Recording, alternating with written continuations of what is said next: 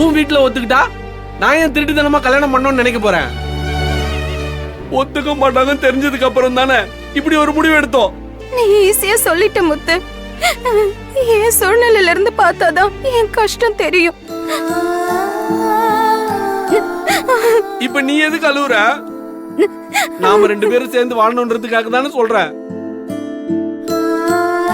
நம்ம 2 பேருக்கு இருக்கிற ஒரே வழி இதுதான் ஜெயந்தி. ஆனந்தி, நீ சொல்லுடி, என் சூழ்நிலையில நீ என்ன பண்ணிருப்ப?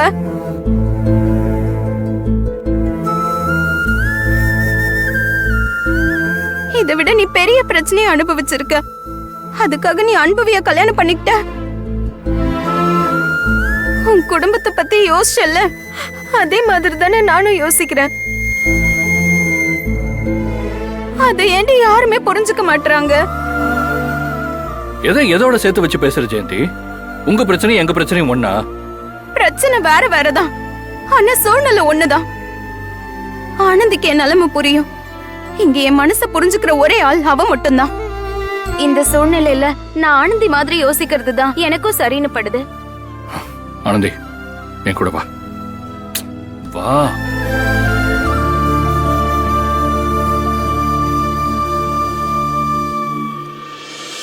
இங்க பாரு ஆனந்தி, நம்மளுக்கு எந்த பிரச்சனை வந்தாலும் அப்பா அம்மா கிட்ட சொல்லக்கூடாது. நம்ம வாழ்க்கையில வர பிரச்சனைய இன்னொருத்தர் தலையில போடக்கூடாது. நீயே எல்லாத்தையும் பாத்துக்கணும்னு இருந்து என்னத்த சாதிச்ச?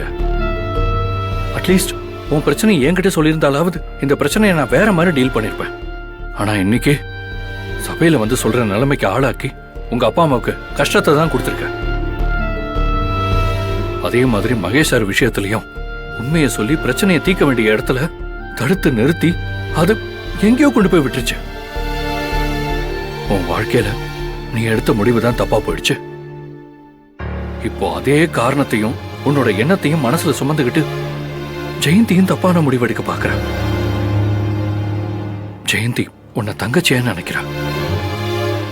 அக்கா, உன் வாழ்க்கை எனக்கு முக்கியம்னு நீ ஒரு வார்த்தை சொல்லணும்னு அவ எதிர்பார்க்கிறா. சரியான முடிவை தான் எடுக்கிறேன்னு தன்னால சொல்ல முடியாத ஒரு விஷயத்த நீ சொல்லணும்னு எதிர்பார்க்கிறா. இந்த விஷயத்த நானோ சௌந்தர்யாவோ இல்ல மகேஷ் சாரோ சொல்றதுல ஜெயந்தி மனசு மாறாது. அத நீ சொல்லணும். அப்பதான் ஜெயந்தி கேப்பா. ஏற்கனவே கல்யாண வயசை கடந்த 2 பேர் நிக்கிறாங்க. அவங்க வாழ்க்கையில இப்ப கல்யாணம் நடக்காம போச்சுன்னா பின்னாடி அது நடக்குமோ நடக்காதான்னு தெரியாது.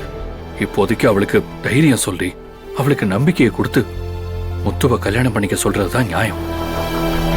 மகேஷ் சார் அவ்வளவு நம்பிக்கை கொடுத்தும் அதுல ஒரு நல்ல முடிவு எடுக்காம இருந்தான்னா அது தப்பா போயிடும். ஜெயந்தி அவன் மாமாவுக்கோ அவங்க அம்மாவுக்கோ பயந்தானா அவன் வாழ்க்கையே போயிடும். அதனால உனக்கு பிடிக்குதோ பிடிக்கலையோ அவ வாழ்க்கை நல்லா இருக்கணும்னு நினைச்சேன்னா அக்கா நீ இதை செய்யக்கா, நான் உன் கூட இருக்கேன்னு சொல்லு. வேற வழி இல்ல ஆனந்தி. ஜெயந்தி அவ வாழ்க்கையோட விளிம்புல நிக்கிறா. மொத்தமும் ஜெயந்தியை தவிர வேற ஒரு பொண்ண அவன் வாழ்க்கையில நினைச்சு கூட பார்க்க மாட்டான். எனக்கு தெரியும் அவன் ஜெயந்தியை எந்த அளவுக்கு காதலிக்கிறான்னு. அவங்க 2 பேரும் சேரணும்னு நீ நினைச்சன்னா ஜெயந்தி கிட்ட நான் இருக்கேங்கிற ஒரு வார்த்தைய, ஒரு நம்பிக்கைய மட்டும் கொடு. நிச்சயமா அவங்க 2 பேரும் சேர்ந்து சந்தோஷமா வாழ்வாங்க. அதுக்கப்புறம் அவங்க அம்மாட்ட நாம பேசி புரிய வச்சுக்கலாம். அவங்க நிச்சயமா ஏத்துப்பாங்க. ப்ளீஸ் ஆனந்தி, சொல்லு. சரி அன்பு. ஓ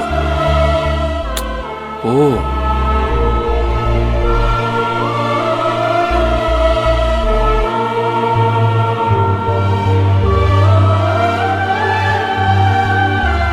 சொல்லு. அக்கா, நீ முத்தண்ணனை கல்யாணம் பண்ணிக்கோக்கா. என்னடி இப்படி சொல்ற? வீட்ல சொன்னா ஒத்துக்க மாட்டாங்கடி.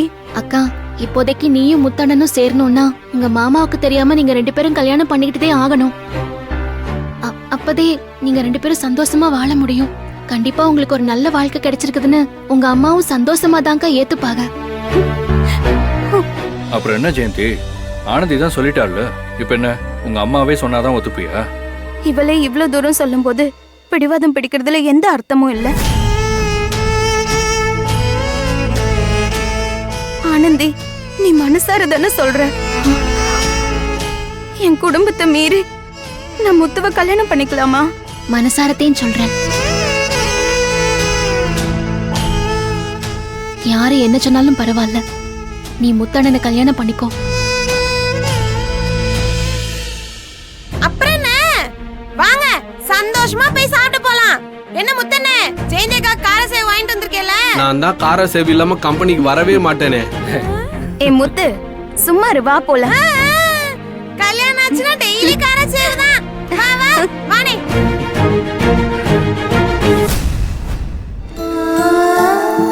ரொம்ப தேங்க்ஸ் ஆனந்தி. வா போலாம்.